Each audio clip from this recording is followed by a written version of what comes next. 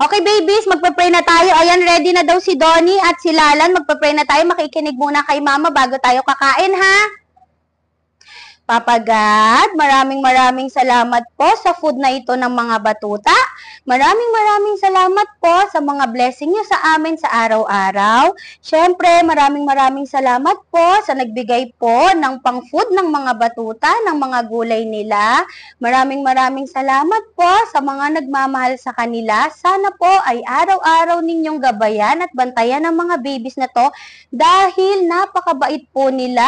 In Jesus' name, Amen. Okay mga babies, kakain na tayo. Magbibigay na si Mama. Ay naku, ready na sila talagang kumain. Excited mga kumain. Ayan. Thank you po sa nagpadala sa kanila sa Sendwave. At dahil nga may nagpadala kalakoko ng blessing sa US through Sendwave sa aming GCash account, ang bilis ko talagang na-receive yung money. Bumili talaga agad ako ng mga kailangan nila Coco para sa aming bahay.